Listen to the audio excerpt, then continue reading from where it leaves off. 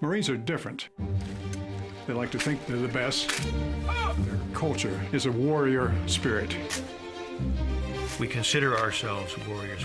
We have an obligation to be the most ready when the nation is the least ready, and do the kinds of things that our country would ask of its elite warriors. The Marines are smaller than the other major military services. They're more oriented on combat. Throughout history, at times, killing is necessary. The Marines run to the sound of the guns. Marines understand that what they do is a brutal business, but they never lose their humanity. They're the most ancient of all the armed services. I say ancient, not primitive. They're arguably the most functional of all the armed services. They're a cult that works. They're a gang that's lawful. To me, it's the baddest fraternity on the planet that you can belong to. Semper Fidelis, always faithful. Marines, more than any service unit, emphasize that notion of camaraderie. A kind of specialness and a special camaraderie to each other. There's a myth out there that the Marines are Neanderthals. I actually find the Marines very intellectual. Roger that. Lieutenant Watts, I want... Marines, I firmly believe, are idealists to their core, who really, truly believe that they can, in some way, help make the world a better place. They live in such a tough world that they have to cloak their idealism in a shell just to survive. The professional warrior has a very strong emphasis on a code of ethics. Integrity, morality is a big factor. Our core values, honor, courage, and commitment, that's the foundation of that ethos. Repeat after me. When we took that oath, we promised everybody in our country that for 4 years or for a lifetime, we'd give them the best we had, and we do every day. Marines don't argue about should we or should we not have intervened. The mission is everything. And a Marine, no matter how many times you knock him down, he's going to get to his feet. And that probably makes us as feared as any organization in the world. We are the nation's first line of defense. But if you do something wrong to the country, we're the last people you want to see coming at your door. That reputation has been well earned over the last 230 years.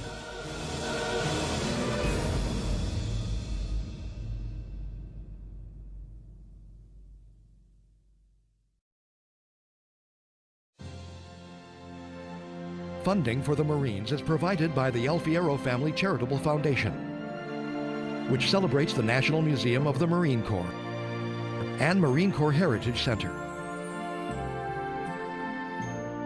and by contributions to your PBS station from viewers like you. Thank you.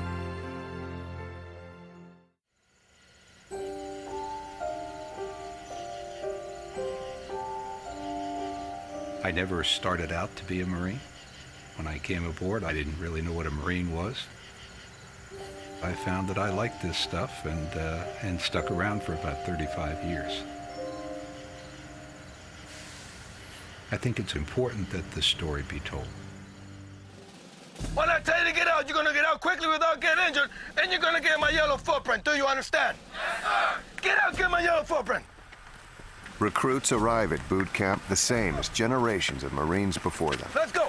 Fast, fast! Let's go, let's go, let's go! At night, faster. on a bus. Let's go! Let's go! Faster! Let's go! Faster! Let's go! Faster! Faster! Let's go! The journey of 1,000 miles starts when the drill instructor invites those recruits off the bus and puts them on the yellow footprints. And they symbolize you leaving the life as you knew it and entering the United States Marine Corps. Do you understand? Yes, sir! No! Do you understand? Yes, sir! In that first moment at boot camp, recruits literally step into the distinctive culture of the Marine Corps. These symbols and traditions and the values they represent are what bind Marines together and what set them apart. The Marines do maintain that distinctive culture. It's a commitment to others, a sense that the organization comes before the self, a real downplaying of the individual and playing up the importance, the role, and the goals of the group. They can't help but fall into a formation when they stand on the yellow footprints, and it's kind of the first symbol of becoming part of a team. You will be what you're told to be. Your hand eyes are straight to the front, and your mouth is shut. When they step on those yellow footprints, and when that bus departs our receiving barracks,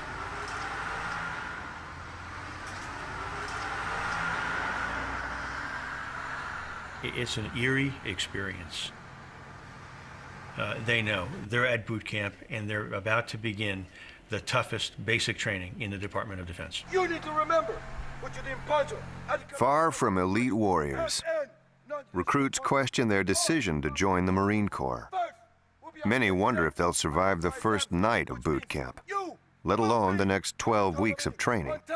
All those little details that people take for granted are stripped away, and it really makes a great impact on them. Move back and get your toes on the bottom of my step. Say aye, sir. Aye, sir. The main thing is they realize that the world as they knew it has changed. When someone asks you a question, you respond with yes, sir, or no, sir. Do you understand? Yes, sir. And I remember interviewing recruits about their thoughts about that night, and it typically was, oh my God, what have I done? Stop at the edge where the Marine tells you to stop. The Marine boot camp experience, Let's go, faster. It's a real shock, and it really is off the deep end into the pool.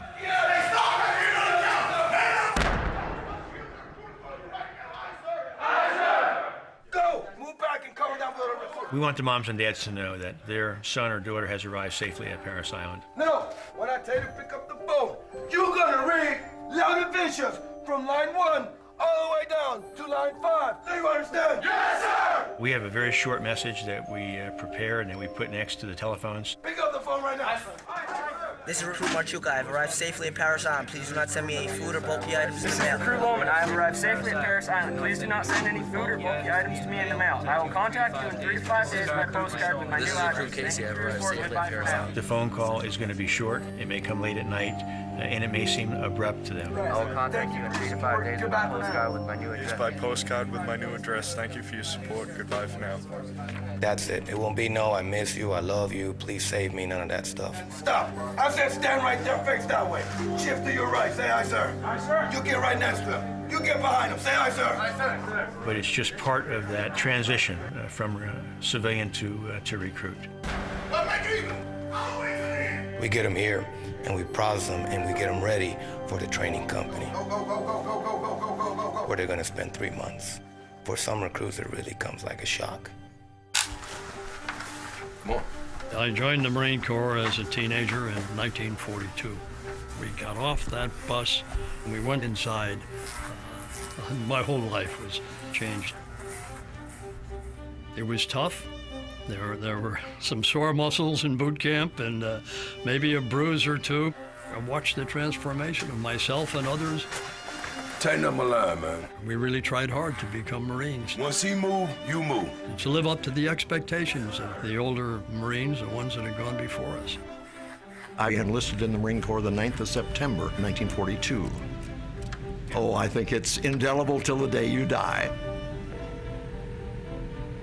It's the most degrading day you'll ever have in your life, and I think it's all part of that vast plan, which none of us understood, to reduce us all to nothing and then build Marines. Did you speak to you? Did you speak to a live person? Yes, sir. Who'd you speak to? Don't look at me, just look at your eyeball straight to the front. Who'd you speak to? My mom, sir. This recruit's mother, say it. This recruit's mother, Who'd sir. you speak to? My father, sir. My father or this recruit's father? This recruit's father. Who? This recruit could not contact anyone. Get on the phone again. Who'd you speak to? This recruit's father, sir. Who? This recruit's father. Who? This recruit's mother, sir. It was a terrible day. And that's over 60 years ago, and I could almost tell you every move we made. In a matter of less than 12 hours, everything what they knew for 18 or more years is suddenly gone and stripped away. We take these individuals off the street. We got to get their attention. We got to build discipline into them. We got to get them functioning as a team. That's all part of that ingraining transformation that has to take place from a civilian off the street into the training process, the end result being a basically qualified Marine. I don't know how you grow that, but we seem to do it very well. The Marine Corps has 2 basic missions: to make Marines and to win battles. Our job is to fight the nation's battles. It's as simple as that. We're warriors. That's what we do. The job of the Marines is to get there first, ready to fight and ready to kill if necessary. We pride ourselves on mission accomplishment. We'll pick up, move out, draw fire, shape the battlefield, plant a flag. The Marine Corps is the smallest of the four services. It is designed to be the tip of the military spear, deployed first and quickly. The Marines run to the sound of the guns. It's counterintuitive in terms of a survival instinct when you actually experience it, but that's what the Marines do. The Marines embrace an aggressive warrior ethos that they feel sets them apart. I don't know whether it's specifically set up that way or it's just evolved out, as they definitely have an identity of we are Marines, and it is distinct and different. Being a Marine isn't just a job. It's not a profession even. It's more a vocation. It's a state of mind.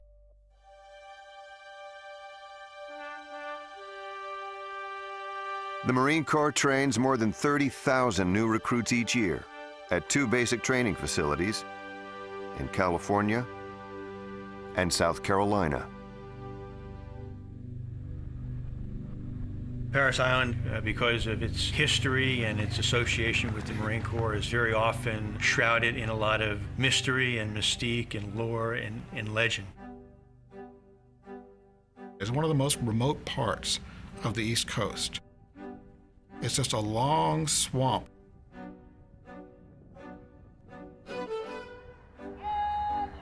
Here is where the transformation begins. Recruits are shaped by the values of the Marine Corps. They take the Marine culture with them for the rest of their military career, and for many, the rest of their lives. Marine boot camp teaches very little in the way of genuine combat skills. Marine boot camp is about cultural immersion, indoctrination, and it does it extremely well. You come in, you're part of a team. Yes, sir. This is your family now. You learn how to take care of each other. You have to trust the guy on your left and the guy on your right. You build upon the recognition that you fight as a team. If you come together as a team and you look after one another, you will be successful. I think that's the essence of what the Marines are about, is creating that bond and saying that that's the most important thing about being a Marine, is taking care of each other. The Marine Corps is the youngest service among America's military organizations. 60% of Marines are younger than 25. 16% are teenagers. There are a number of reasons why a young person joins the Corps these days. They see an organization that's elite in their minds. They're looking for a challenge. 1001, 1002. And they affiliate the Marine Corps with an organization that embraces a challenge. I think the most important factor is a sense to serve his or her country. I believe these youngsters have inside them an intense sense of patriotism. The idea that service above and beyond self is a worthy endeavor. You will be changed forever. Look at the Marine recruiting commercials. A man being knighted in a church or a castle. A guy on horseback slaying a dragon. A mountain climber, reaching over the precipice. I mean, they definitely play up that image. In all the world, we have a central message. there are a select few. We want kids to realize that there's something special about the Marine Corps. Incredible transformation. We focus on kind of the image of the Marine Corps being the elite warrior, the smart, tough elite warrior that is the epitome of military virtue. And then we show them that there's a process. Under the most grueling conditions, they are shaped, hardened. And for the kids and parents or anybody that sees the commercial, they see a process over time. An individual goes through a series of challenges and then eventually is transformed into this Marine. The few, the proud, the Marines. And it's an iconic view or a metaphor of boot camp, but the kids get it. Right now we're at Leatherneck Square. This is where recruits come to get their Marine Corps martial arts training, and they get to run various obstacles. The objective is to bring a level of confidence out in the recruits that they themselves didn't know that they had. They hesitate and second guess themselves, but once they're put to it and they have no choice but to do it, they surprise themselves. With the slide for life, the water alone is intimidating for the recruits because nobody wants to get wet and go for a swim. But also the heights play a big role too. As long as they rely on their training and the technique that was instructed to them, they'll have no problem doing it. Hey, stop, 3. Aye, sir. Roll over, 3. Aye, sir. We simply do not let them quit. When they want to quit or they think that they cannot go any longer, we let them know and we show them that they can push past those boundaries and come out on top with the mission accomplished. Kick your left leg down. No. Kick your left leg down to get momentum to get on top of the rope. Marine Corps boot camp is longer and more demanding than basic training of other services. The Marines have resisted a trend towards softening basic training as a way of attracting recruits, sticking instead to an approach it feels has worked for decades. The Marine Corps has made efforts to control excesses and brutal training methods that are a legendary aspect of boot camp. In the mid-1970s, hundreds of drill instructors were punished for abusing recruits. Changes were made, including monitoring DI's training methods. Aye, sir. Aye, sir. But most changes were subtle enough not to diminish the fundamental toughness of Marine Corps boot camp. There is a debate among Marines, with some holding on to the idea that the harsher practices of the past made better Marines. The challenge for the Marine Corps is finding the balance between abusive methods and the need to train an elite fighting force disciplined to fight and die on command.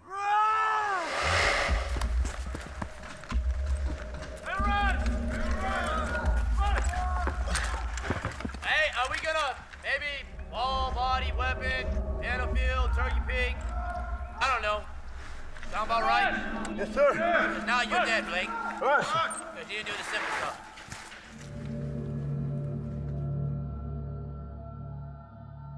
The drill instructors are the central figures here at Parris Island and the principal influence on the lives of the recruits.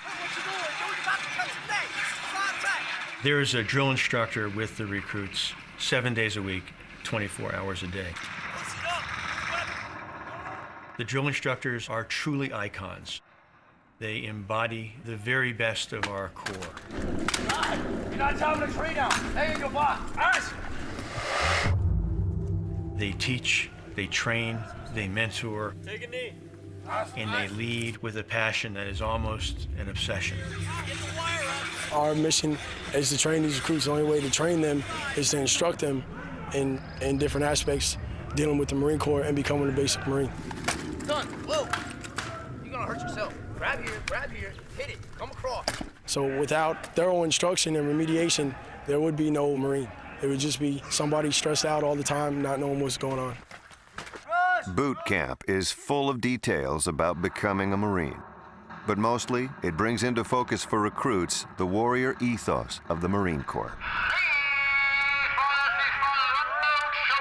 We start off with every Marine's a rifleman.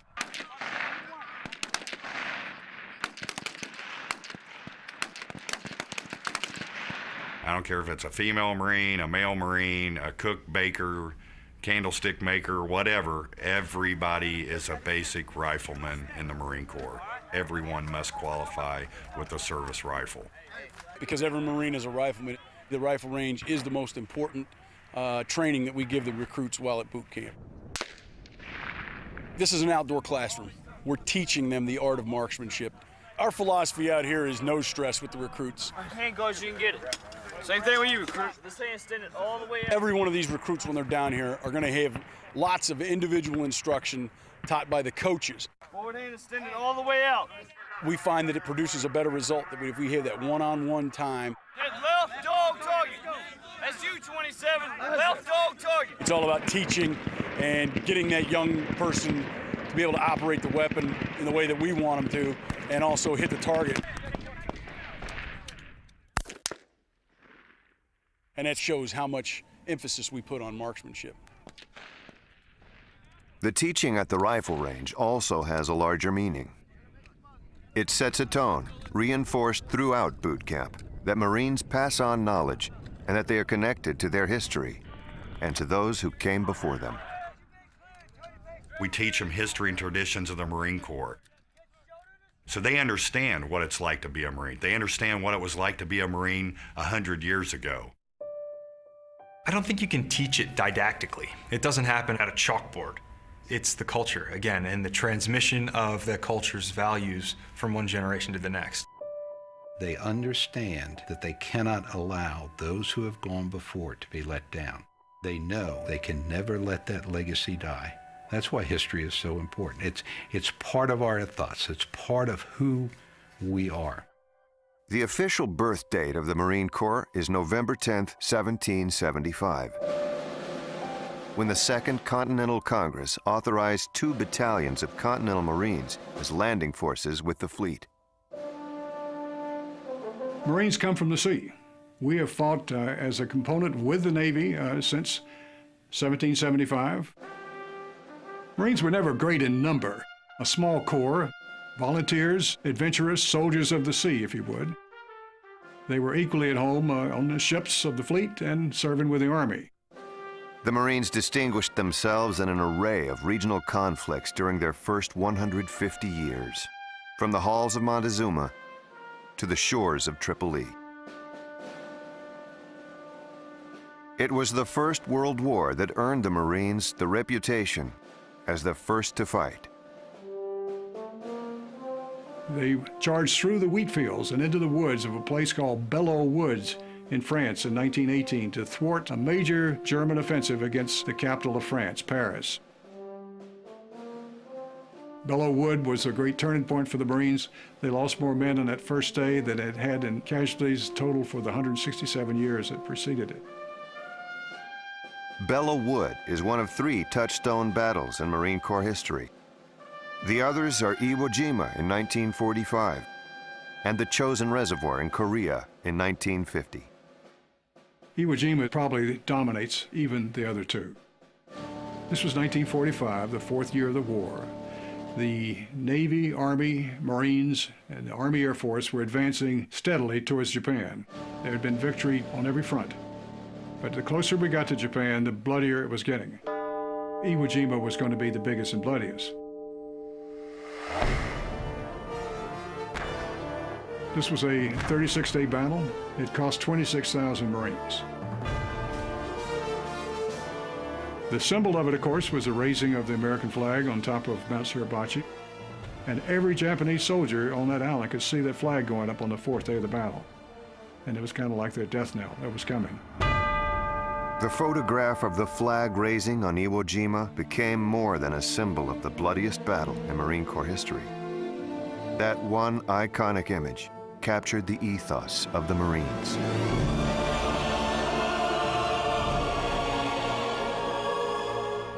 You see 6 troops. 5 of them are U.S. Marines, and one of them is a Navy corpsman. Working together, struggling together, lifting this flag in a very stiff wind on a very dangerous and exposed battlefield. Here was the icon of the whole war, the teamwork and the victory.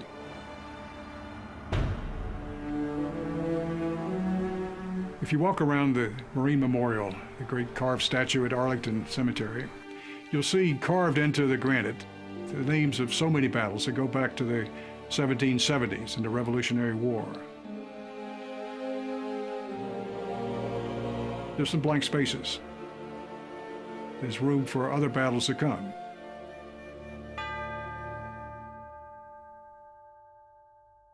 Good morning, Series 4016!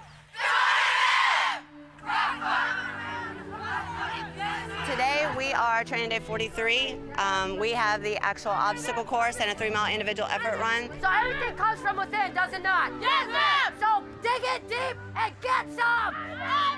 It is the exact same course, same events, same obstacles that the males run. You gotta wanna have to do it, because no one else is gonna do it for you. One aspect of boot camp that remains unchanged is how the Marine Corps trains women. Alone among all branches of the U.S. military, the Marine Corps trains male and female recruits separately. The 4th Battalion, one of our 4 training battalions here at Parris Island, is the only gender-segregated battalion within the Department of Defense. There is the age-old attraction that exists between boys and girls, men and women, that by keeping them separate, we eliminate that. Almost there, Clark. You can do this, recruit. But as far as training is concerned, we're along the same lines as our male counterparts, which has not always been the case. You talk to a female Marine 20 years ago when we were still learning how to properly apply our makeup, making sure that everything matched, properly assuring that a female could wear the high heels and walk across the stage in a ladylike manner.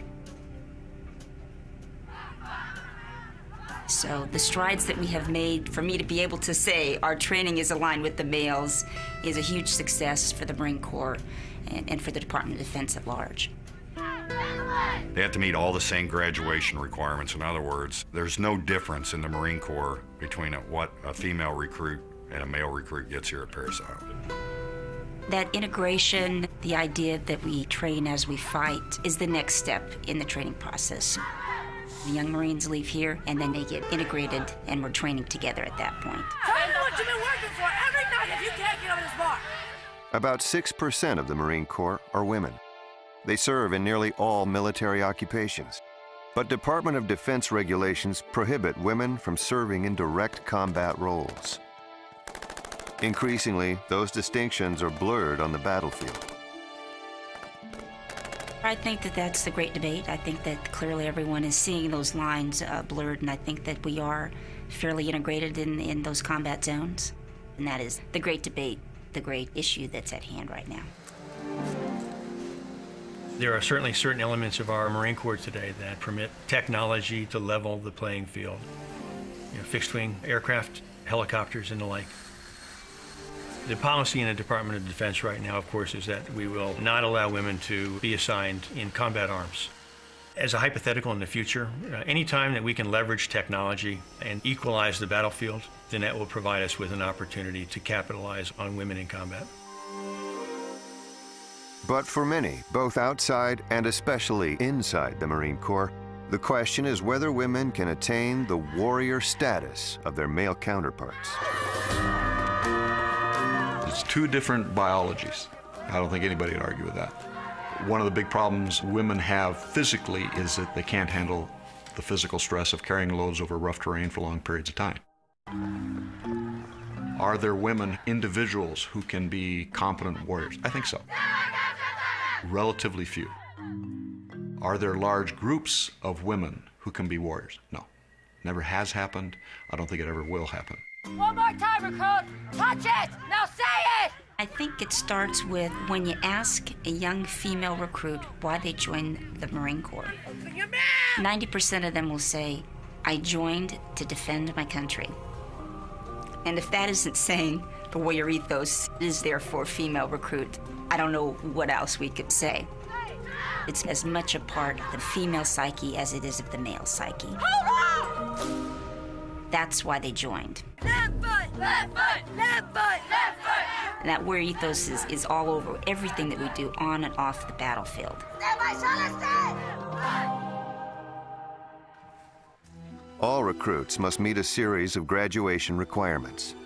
Each recruit, male and female, must also pass a final test before earning the title of Marine. Let's go, you don't have all day. The Crucible is often defined as a culminating event at Parris Island. It occurs during the 10th week of training.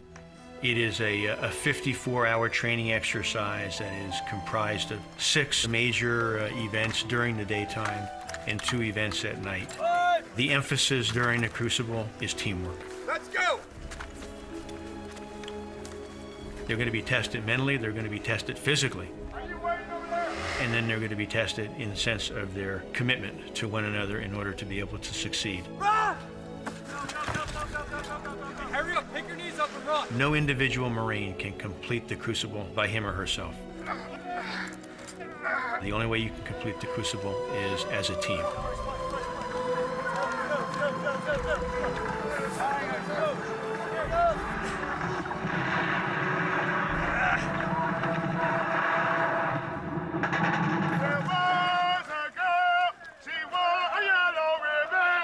The culmination of the crucible is the dawn march back to the barracks.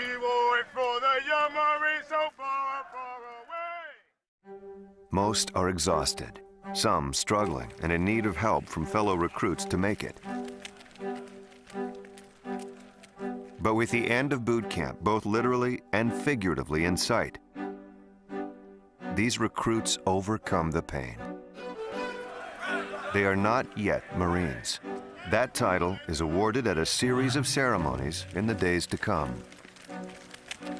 But on this day, they know they've passed the test. You just spent 54 hours working together as a team. You've done well. Make your family proud on that day of graduation. These recruits come from all walks of America, and they're entrusted to us by their parents, their loved ones, their guardians, to take care of them, to make sure they're being taken care of. They're very valuable to us. First of all, because there's not many like them out in the civilian world that even have the courage to stand up and raise their right hand and take the oath. Let's go! So once they come to us, we know we have to train them, we know we have to train them hard, and we have to train them right. And we're going to turn them into Marines by any means necessary.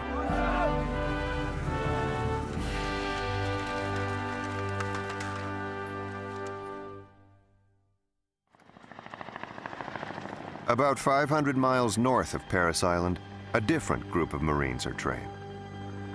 At boot camp, raw recruits are shaped into Marines. Here, officer candidates are given the opportunity to prove they can lead Marines in combat. I decided on the military because I was looking for something other than being behind a desk at age 21. I studied classics in college, and so time and again, I read about the citizen soldier, Cincinnatus, the guy who puts down the plow, picks up the sword, and then when the war's over, returns to the plow. I had this ideal in my head, and the Marine Corps, from what I could tell from the outside, had a warrior culture that the other services just didn't have. You freaking move! Get moving now! Hurry up! The start of officer candidate school is known as Pickup Day. I got it, go! June 6th, 1998. I could describe the weather, what the sky looked like, every detail. Roll platoon, go!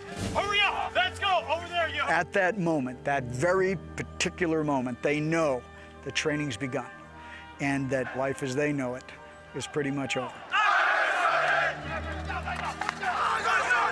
It was the most disorienting thing I think I've ever done in my life.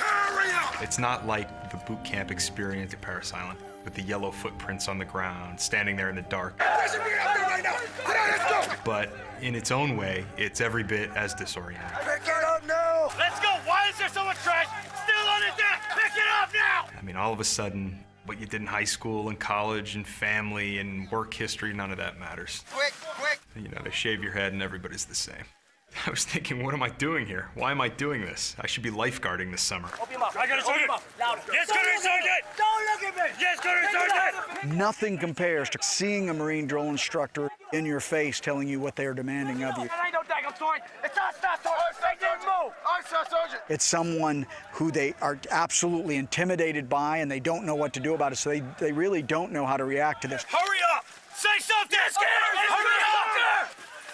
Why do you have so much stuff? Look at him! Look at you! There's a freaking problem here, do you understand that? I got it, Sergeant! Hurry up! You too good to help somebody. You too good. You can't need help. You might want to help yourself now. You might want to help yourself now. Okay, open the bag. They were the most rabid, high-intensity group of people I'd ever met in my life to that point. Get it! Go now! I got it, Sergeant! Let's go! Pick me up, dress up right now! Well, why are you still here? Go! I got you, Sergeant! Move! Hurry up! Get moving now! Get moving! And that was it. It was on, and it stayed on for the next 10 weeks. Let's go! Louder! Hurry up! Go! Oh, wait! Way to go, candidate! Way to go! Drop all your trash all over my Frater!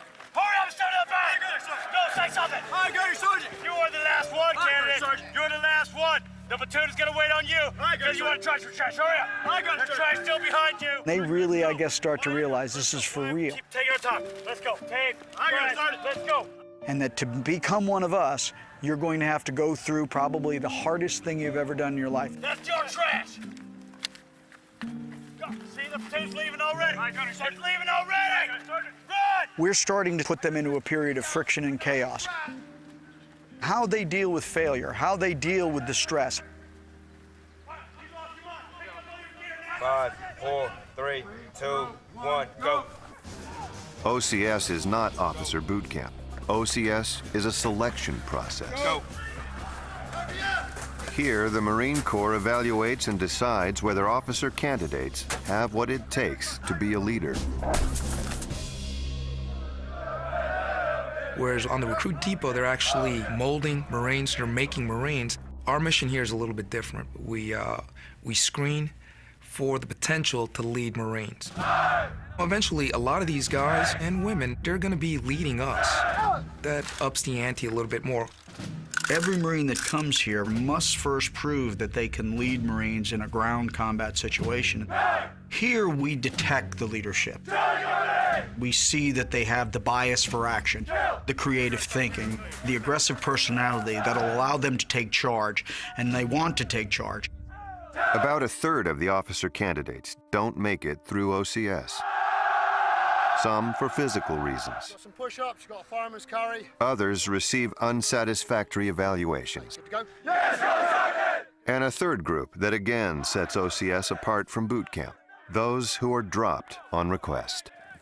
At any time after the 4th week of training, if a candidate determines that this is not a lifestyle he can deal with, that this is too much of a commitment to them, that they don't want the responsibility of what they're learning here, then they can just quit, just give up. OCS has an open door policy. At any given time, you can quit and walk out. And that ensures that at the end, you have people, only people who really, truly want to be there. If they drop on request, they are finished. They do not get a second chance. There's no do-over in the Marine Corps. Quitting becomes endemic. You quit once, you'll quit again. And we can't tolerate that with our Marines. If they're not ready for that complete dedication, then they have no place among us. You have to focus on the task at hand. And the consequences for screwing up are really, really high.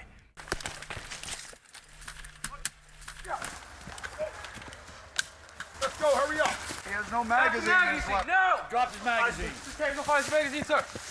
Yeah, where's your magazine? How are you gonna fire the rest of the damn course? How about that? Hi, sir! How about that? Go, hurry up. This is serious business for us. And a nation at war says they are facing going to war, leading Marines and being responsible for 43 lives. And quite frankly, that's a burden that some of them were not ready to take on. Put this ammo on your leg. Okay. Is it secure? Yeah. Okay. Let me know if it starts shaking. Yeah, shake it. All right. Oh, no! Oh.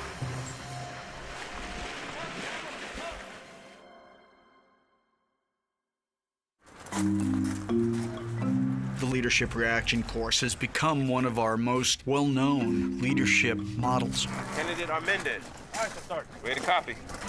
It's a series of stalls that are set up with seemingly impossible obstacles. This morning, the enemy attempted to destroy the bridge with explosives. A portion of the bridge structure stands in the river. You can see your squad leader and a stretcher. They'll be giving a tactical mission to move something that makes sense. Your fire team must deliver the container of supplies to the resistance group. Moving ammo across a blown bridge, and the only thing that'll be present will be the stakes of the bridge. You found 3 planks that appear strong enough to support your weight. All red areas are rigged with explosives. We're taking all these elements, the stress and the chaos, and then we're throwing them in there with 4 of their peers that they have to actually lead. Okay, we have to deliver the supplies and get them to the other side. All we want to see is, can the candidate lead his peers? Red is dead. We know that. Does anybody have any suggestions right now? We can use the pole. We got that line we can lash it with, or we can use poles. Can he go out there and with some stress, some chaos, some friction thrown at him, what is he made of? Is there something in there that will make him lead? And ultimately, that's what we're looking for, is that leadership potential inside him. Whether he completes the course or not is not really the evaluation. I'm gonna tie this and I'm gonna throw you the rope and you'll be able to pull it right up. It's the conduct, Okay, he's got it. the way that he motivates his team, the way he gets the team moving. That's now lined up to use as a fulcrum to slide this to the other side, these pipes. If we could get the pipes magically over, yeah. For instance, if he drops something and he no longer has it,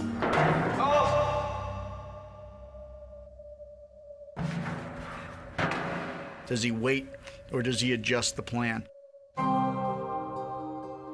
It's a very good way in about 10 minutes to get an assessment of fog, friction, and can they make a decision on an area they're totally unfamiliar with. Track with me, track. Okay, got you, Do got it, you, do got it, you. do it. That's it. Time's up. Time is done.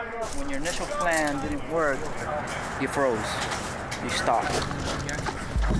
You get people killed. Yes, sir. All right? There'll be an evaluation sheet for the evaluator, and he will rank him across all of these leadership traits and come up with a final score. And of course, this goes into his leadership evaluation. Hi, Sergeant. Once your team member brought him back up, kept on moving. That's the one thing I see good that you did do. Hi, Sergeant. And you did show that you was a team player, right? Go that way. Grab your gear and go. Let's go, hurry up. Down there! I got Down there. The first part of training at OCS is done mostly in athletic shoes and physical training gear, sweats or shorts. But as we evolve into the 5th or 6th week, the physical training also evolves into more combat-related skills. We put them on more and more trails, so they're carrying more of their gear to include their rifle and light marching packs. Getting close, stay close. Let's go! Hurry up! I swear God invented Quantico to train Marine officers with the humidity, the heat, and the hills.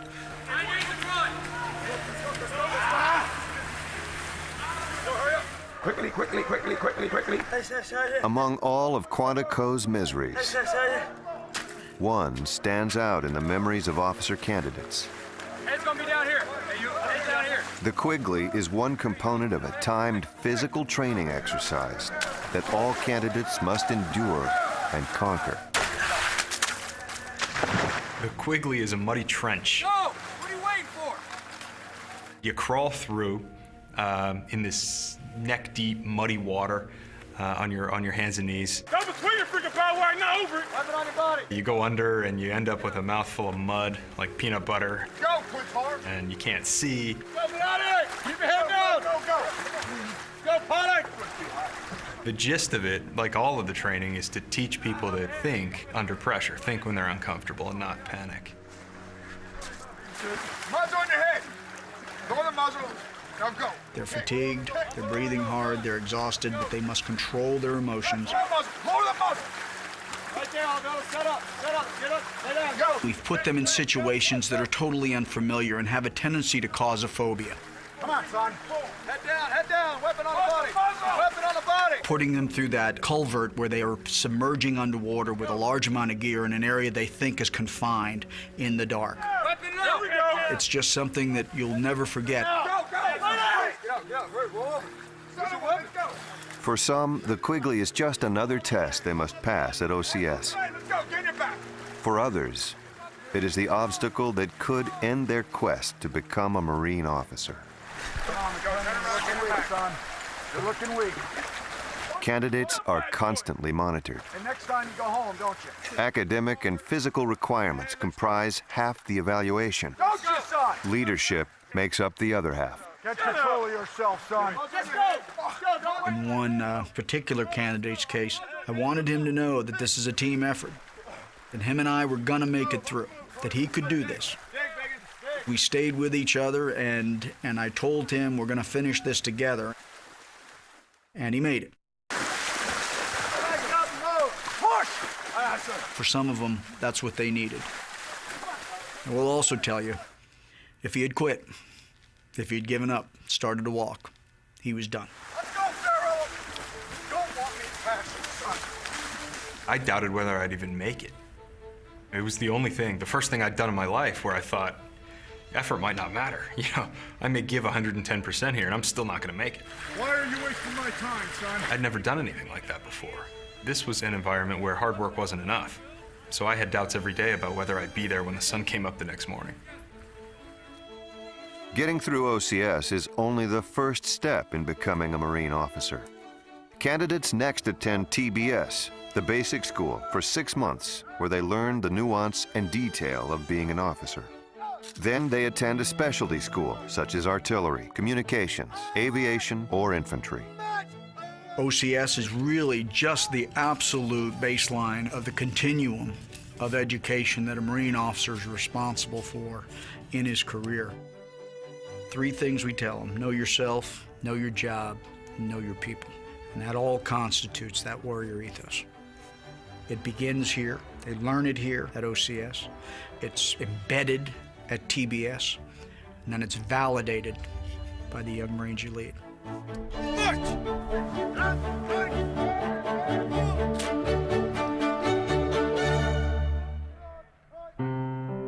My job is to screen and evaluate potential candidates for being officers in the Marine Corps. I made a promise to every Marine that I've served with over 33 years that no one will walk across that grinder graduating that I would not want to lead my son or my daughter. Simple as that. If I would not trust them with my own child, I will not trust them with yours. The framework of leadership taught in the Marine Corps is built on a belief that Marines have a unique culture, a warrior ethos that sets them apart. Marines are very connected to their traditions and history. Near the Quantico, Virginia base, the Marines have constructed the National Museum of the Marine Corps as a lasting memorial to their sacrifices. It will be the Corps' Mecca, the place that all understand that it's theirs. Every Marine that has gone before and the families of Marines. 70% of the people who come to the National Museum will clearly not be Marines. Most will not even have served in one form or another. Marine Corps drill instructors. Okay, drill instructor. They're going to be able to find out a little bit more about what it is to be a Marine. They're going to be able to walk the history of the nation and see it as Marines saw it throughout that history.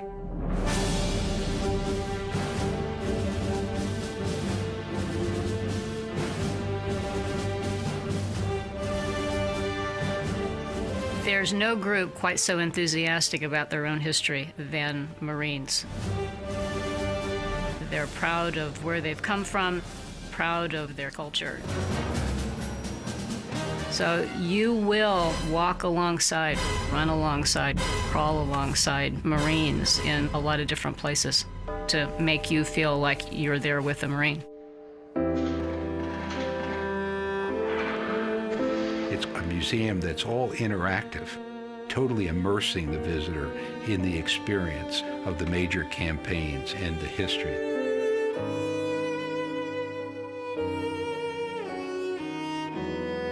It's just another step in preserving that legacy.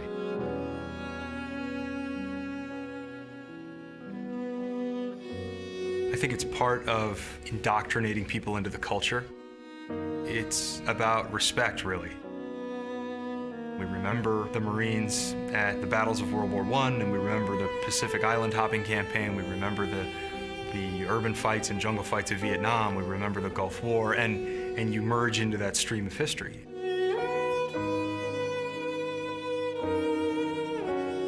You merge into that stream, and you know that you won't be forgotten.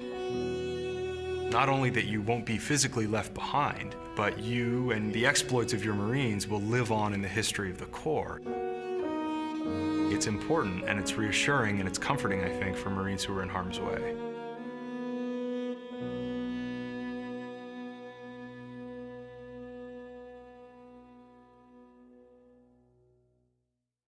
Turn around.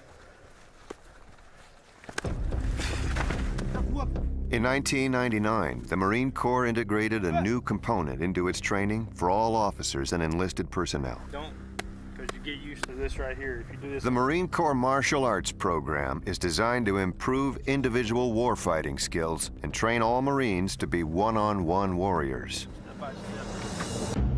The idea for MCMAP can be traced to the end of the Vietnam War and a concern the Marines had gotten away from individual combat skills and training. Get back, sir. Get back.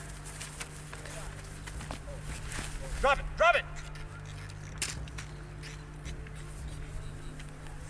We teach the entire spectrum of violence. Anything could be a weapon of opportunity. On a battlefield, it could be a helmet.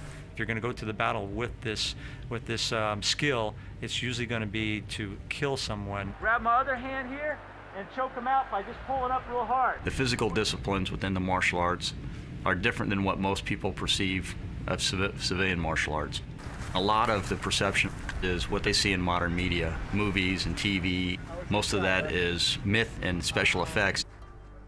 MCMAP combines the most effective martial arts techniques from around the world into a single program. Some of the training techniques were developed at the International Hoplology Society, a group that studies why and how different cultures engage in combat. We're setting up a program of training that teaches them to use the weapons they have at hand in a very simple set of patterns. The primary emphasis is behavior, combative behavior, okay? Can you function in a lethal environment? The stress is part and parcel of that. That's why these are live blades. Risk has to be involved in the training. It has to be as close to reality on the battlefield as possible.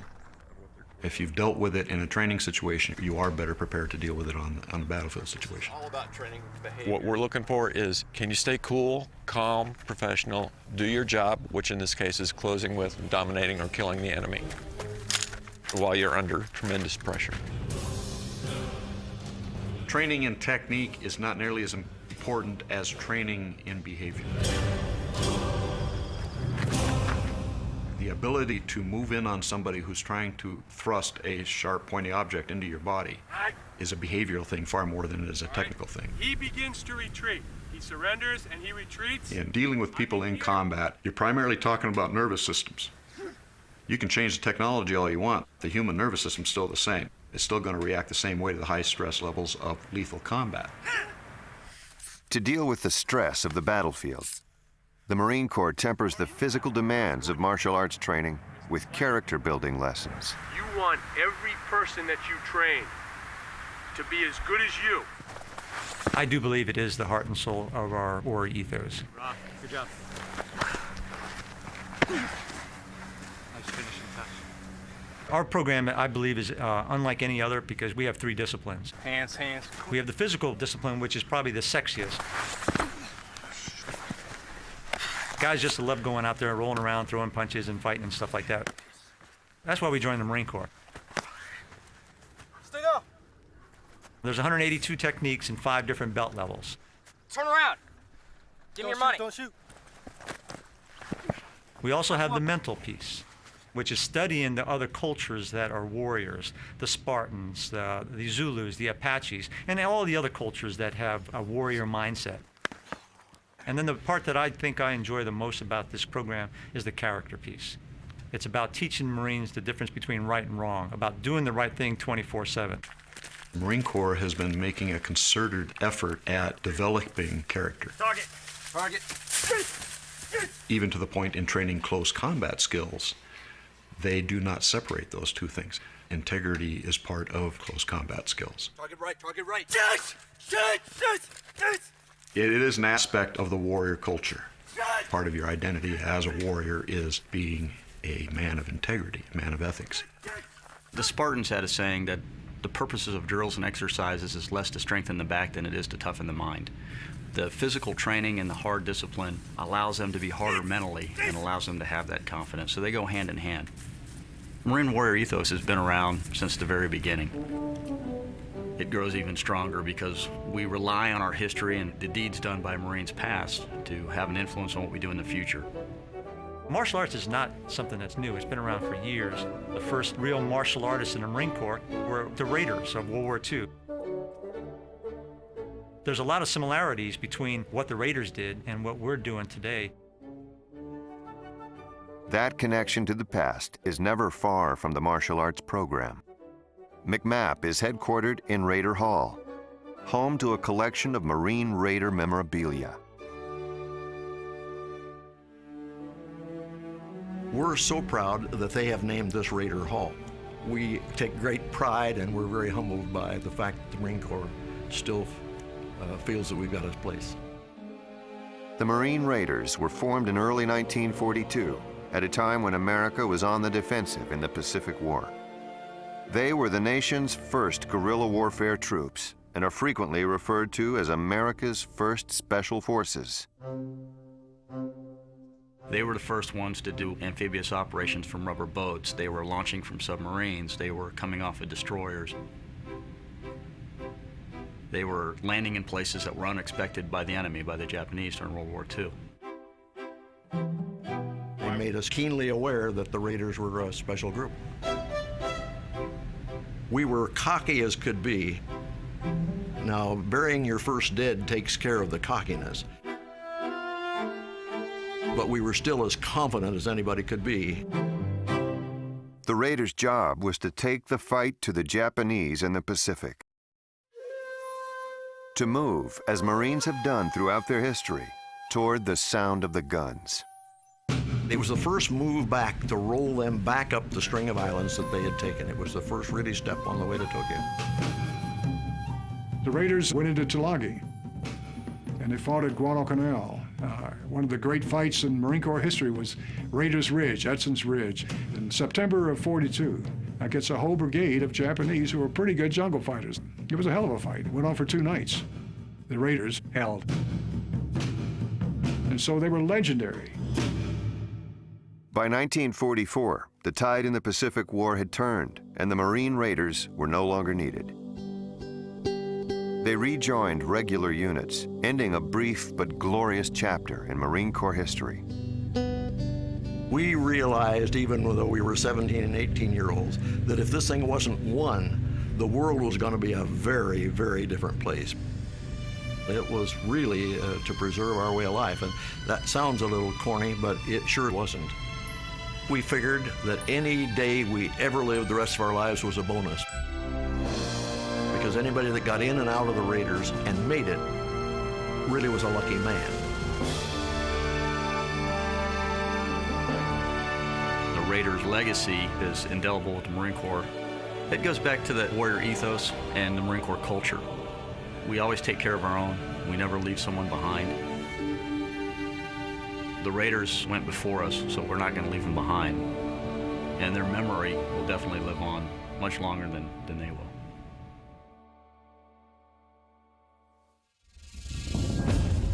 Hey, get off the damn neck. Comanche 1, it's a 6. Yeah. LT!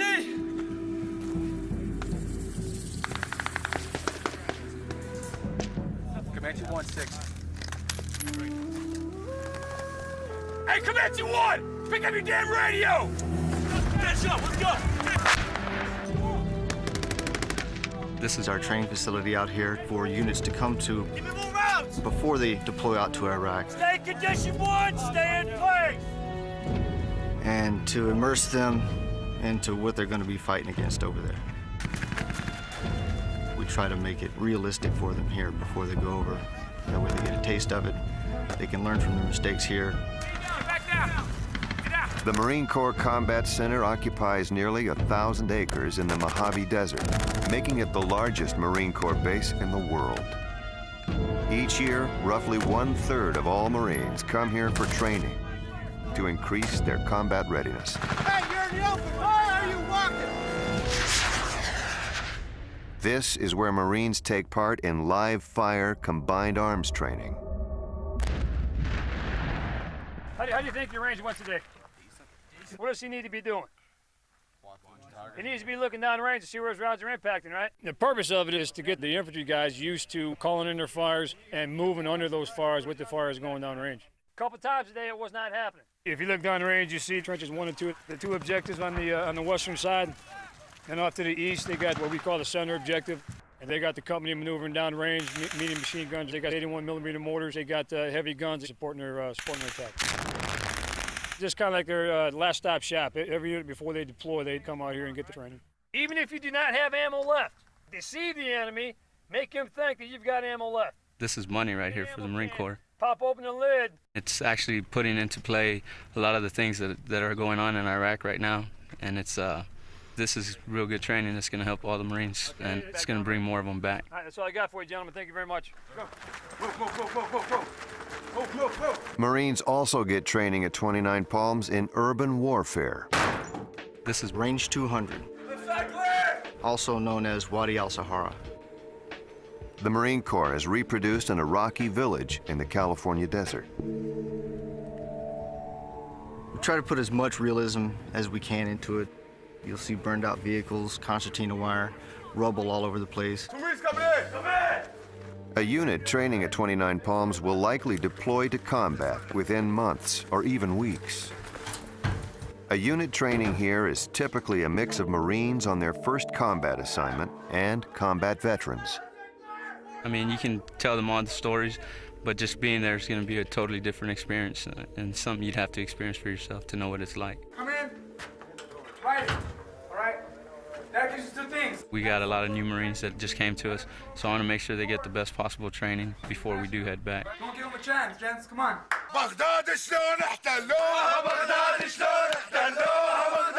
To make the training realistic, role players are used in the exercise. Some play friendly villagers. Others play insurgents. It's not a regular war that we're fighting. You don't know who the enemy is, and you don't want to stereotype people just because of who they are. So it does make it a lot more difficult. This is what the college you're gonna do, because you guys destroyed the whole country. Now you destroyed my house. Let them know our chain of command will pay for anything broken in this house. There's a lot of situations that come up where you're not going to be able to engage, and you don't want to engage because we don't want to harm innocent people. And what we're focusing on here is the skills that the Marines need to be effective on the urban battlefield. Urban combat is not new for the Marine Corps. Urban warfare, in my judgment, is the dirtiest of all warfare. I was a company commander, as an example, in the Battle of Way City in Tet of 1968 during the Vietnam War. It's dirty because it's all very close and personal. It's not just the environment, which is closed in, great noise, dirt, debris, shrapnel, etc. But it's also a very close personal contact with the enemy. And then the carnage that's there. Urban warfare is difficult. It is a grisly business. I think especially of the 2 battles of Fallujah in 2004. First Fallujah was a tough fight. Second Fallujah in November 2004 was probably the toughest combat that U.S. forces have seen since the Vietnam War, almost certainly the toughest combat since things like Way City in the Vietnam War. It was really ugly. It was brutal. It was nasty. It was the essence of the grittiness of war. The battlefield is emptying out. Rather than a constricted battlefield with large numbers of troops inside of it, which is the essence of mass infantry warfare, we now have a battlefield dispersed over deserts, third world slum cities, and jungles, where there are very few combatants inside it, and it's small numbers of men hunting down other small numbers of men. We no longer have an enemy that wears uniforms. We don't have an enemy that has a state capital. We don't even have an enemy that has a state. That makes it very difficult to determine who the enemy is sometimes. Stop right here. Right now, young Marines have to deal with insurgents who are essentially doing warfare without any rules at all, And that young Marine has to deal with an insurgent on the street, and at the same time he's going to have to deal with somebody's grandmother on the other side of the street. Do you want someone to look at this? Yes, yes. It's much more demanding, I would say, on the battlefield today. It takes a much more intelligent, sophisticated individual to be successful on the battlefield today. We must go! The Marine Corps pushes battlefield authority down to the lowest levels. More than other services, the Marine Corps places a premium on decentralized decision-making. Nearly half of all Marines are in the 3 lowest ranks. I think we've always done that in the Marine Corps. We call it the strategic corporal. You have to push down the leadership to the lowest level. We stress leadership. We teach them leadership. We show them leadership. We show them what it's like to be a leader. And then really you give them some guidance and you turn them loose. And it works for us. Marines today, even down at the lance corporal level, are making decisions that affect the nation when they're out there guarding a street corner in Baghdad or delivering supplies to humanitarian relief in the Philippines.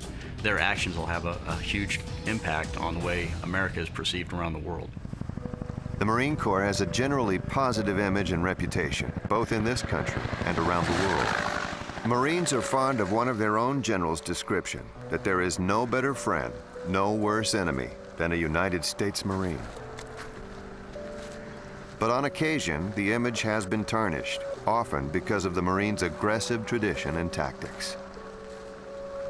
Marines bring their own warrior ethos of uncompromising toughness to the battlefield, often producing brutal confrontations and severe results. You're asking people for a level of perfection inside a maelstrom of confusion that has to be experienced to be believed. The Marines do a great job, but they need to be better at it even. 99% is not good enough.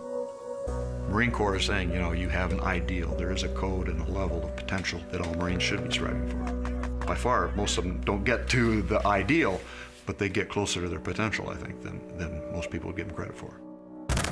Order is about monopolizing the use of force. You can't have freedom, democracy, etc. until somebody monopolizes the use of force and stems a region from anarchy. And for that, you're going to need people like United States Marines who do have a very strong moral sensibility as they use force. It very much comes down to the training. And the more you train and the more you view it as a professional army that's not about just killing the enemy out of vengeance, the better you are at having an organized troop that's responsible, accountable, and that carries out the mission with just conduct. So you have to have discipline. You have to have a young Marine that understands right and wrong, that understands that killing isn't natural. The fact that we have a code of conduct, a Western ethic that says, quite frankly, don't kill nothing that don't need killing. Marines understand that what they do is a brutal business, but they never lose their humanity. There's a lot of extraordinary circumstances being thrown at them, and they're adapting. World War II was the greatest generation, but they were ordinary men in extraordinary times that rose up to meet the challenge. And that's what the young Marines are facing today. They're being put in extraordinary times, and the best of them is coming out and rising to the top. They're making those decisions, and a lot of them are making the right decision at the right time. Yes, sir. Before it comes to anything physical, it's all got to be mental, right? Yes, sir. One of the things they teach you in boot camp is do the right thing even when nobody's looking. Yes, sir. And it's a very good cast of mind to have. It's very good training. And so it tells the corporal in the street corner, even if you think you could be abusive, even if you think nobody's looking, don't. Do the right thing. We start by really focusing on our traditions, and that's a tradition of success. And that builds on a tradition that goes all the way back to the founding of this nation. And that does, in fact, give you some strength on the battlefield. You don't want to embarrass the institution, and you certainly don't want to let down your fellow Marines. Move, move, move. Hey, keep in mind, Marines. It's a close-knit relationship that you have on a battlefield, and your life may very well depend on the guy that's standing to your left and right.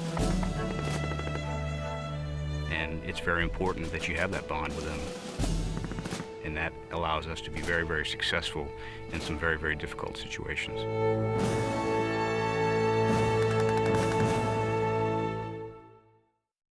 I don't think any media can truly capture the impact and experience of war, of combat, close combat,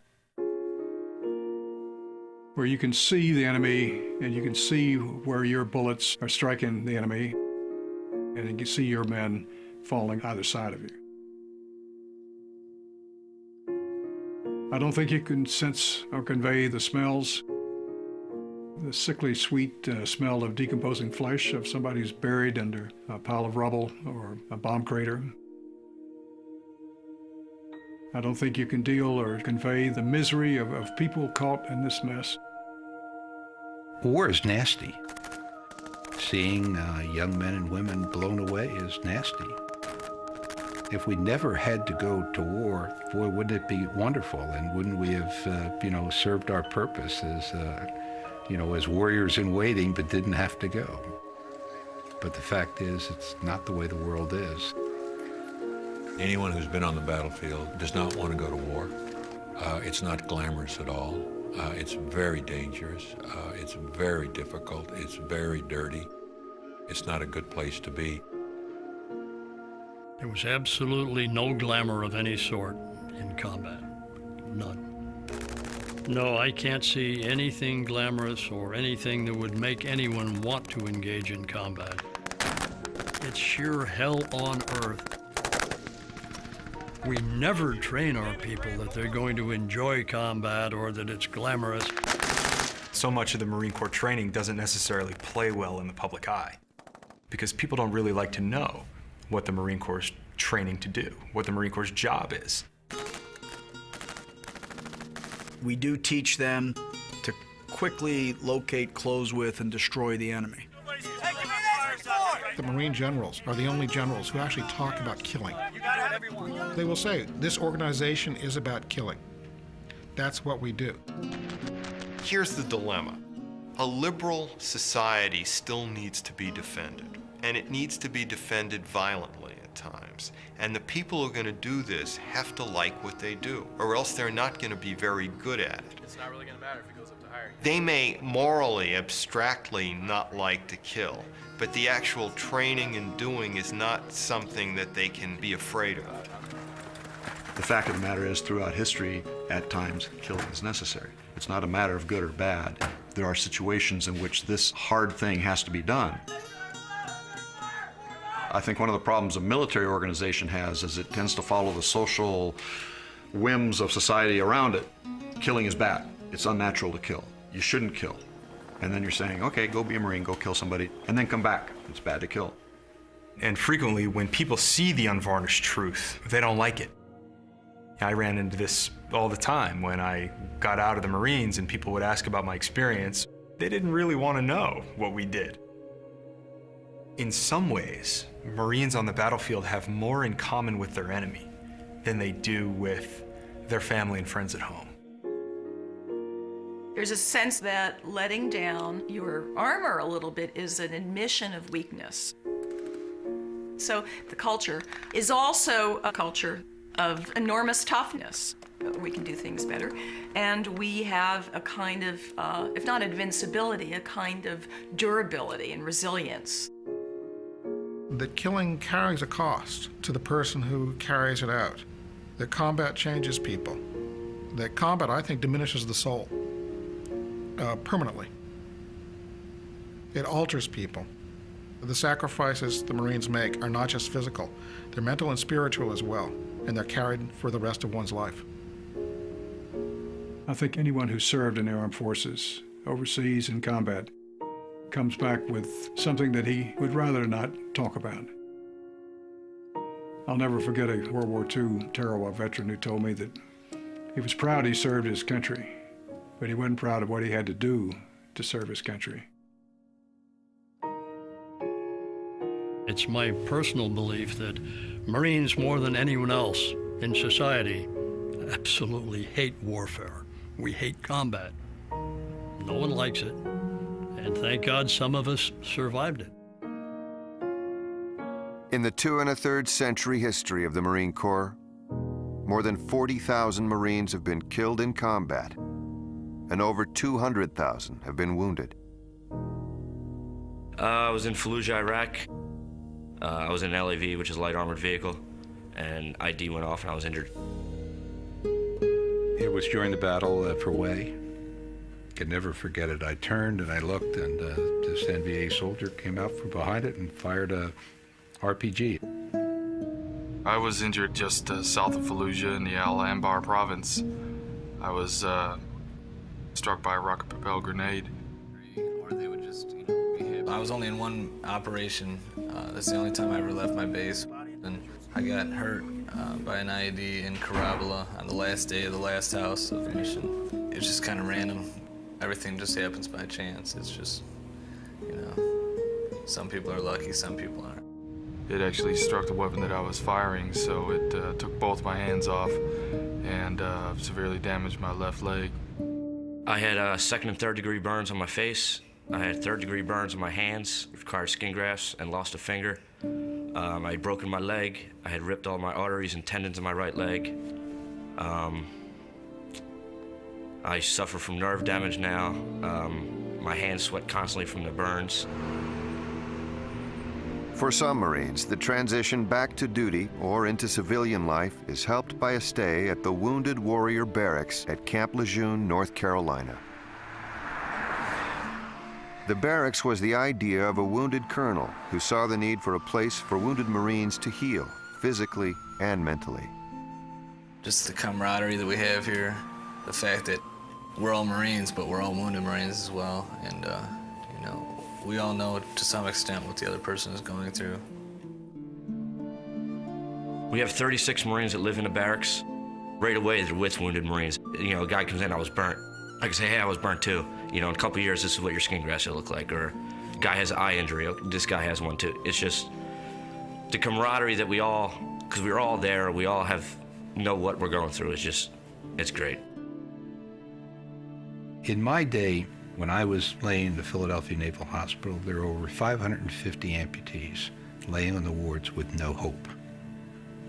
Today, our young men and women who are injured have hope. They have support, first and foremost, and they have the hope of modern medicine that is doing unbelievable things with these catastrophic wounds of theirs. For wounded Marines, there is always the question of what next? For some, the answer, amazingly, is the Marine Corps. I was determined to remain a Marine. There have been Marines in past conflicts who have suffered amputations and gone back into active duty service and even back into the theater. Now, in retaining wounded Marines as active duty Marines, we can transfer our knowledge and our experiences and help build a stronger, better Marine Corps. Before he went to Iraq, Sergeant Wright was qualified as a martial arts instructor. After his recovery, he was assigned to the Marine Corps Martial Arts Program as an instructor. We're going to start now as the combat engagement pattern. Sergeant Eddie Wright really typifies a Marine. He's got that can-do spirit, he's never given up, and he's still a martial art instructor. He never once, since I've known him, complained about, poor me, look what happened. It was, I was out doing a mission, something happened, it's time to drive on and continue with what I'm going to do. All right, this next technique that I'm going to show you is the arm drag takedown. To see him stand in front of other Marines and talk about what he went through, and he has no anger or meanness to anything. Dig in with your fingers, or in my case, my hook. That's something special about an individual who doesn't hold any grudges or he's not upset, and he still puts his left foot forward on being a Marine first. And we see that all around the Marine Corps. And I guess that's why Marines can die for each other and will fight for each other, because when you have guys like that that are so motivating to be around, they just inspire everybody around you. He's a true warrior, a true Marine. I have not the slightest bit of regret for joining the Marine Corps. I would do it again. So many doors have opened up for me since I joined the Marine Corps, even after my injuries. And as a person where I am right now, I probably could never have the level of satisfaction with the challenges that I've met and the challenges I've overcome if I was in the civilian world. I have such an immense pride in me being a Marine. I'll always treasure these years that I've spent as a Marine. After spending 12 months teaching martial arts, Sergeant James Eddie Wright resigned from the Marine Corps to return home to Texas and build a life after the Marine Corps.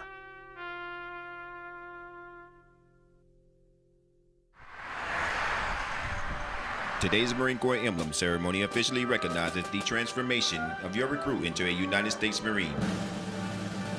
They've been here almost the entire 12 weeks to accomplish graduating recruit training. We have the family members all come in. We have the recruits out in formation.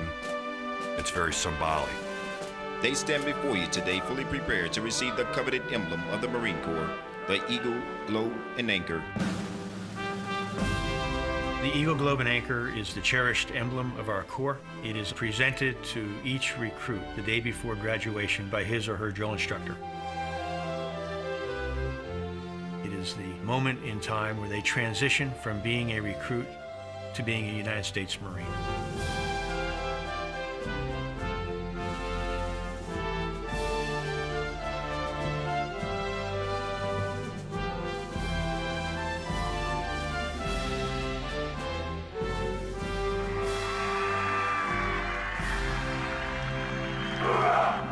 One of the things imparted at Parris Island is an absolute trust in each other, that teamwork.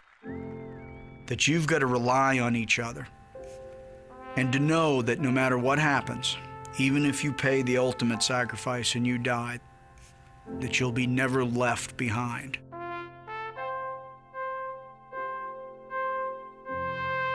We fight for our brothers. We fight for the Corps. We fight for the members of our squad and platoon. Take care of your buddies, and you better hope your buddy's taking care of you, and he always is. That's the way Marines are. The individual Marine, the individual warriors at the fire team and the squad level, they've always been the heroes. They've always been the ones to locate and close with the enemies of our country. That's no different today than when it was 230 years ago. The Marine Corps draws from the American citizenry, and there's a tendency these days to put the military up on a shelf and say it's not us, it's them, it's those people over there. I would like people to realize that when they're looking at footage of a squad of Marines walking down a street in Fallujah, or a body bag coming off a helicopter, that could be their son, their neighbor, it could be the kid down the street. Let's go! Faster! Faster! Let's go! We're just the kids next door that have joined the military, that have a calling. We feel that service to the nation is the highest calling a person can have. Yes, sir! We do not promise any individual who comes into the Marine Corps anything except maybe if you're good enough, you can become a Marine. You can join this long line of warriors and heroes that the Marine Corps has had. The spirit of Semper Fidelis is something that lives in a man's heart. It never goes away.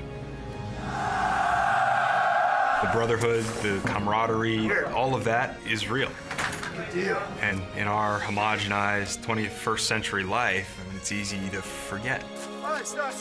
What continues to inspire me is Marines believe in something larger than themselves. Yes, sir, Sergeant! Get up and go! Sacrifice, but a willful sacrifice. That's something that not everyone understands.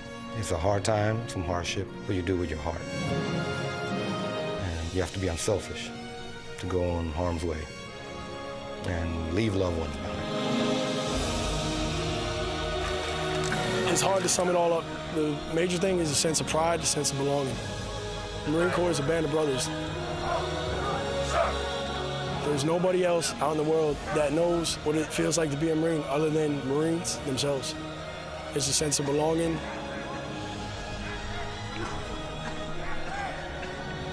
Honor, courage, commitment. Our core values sum it all up.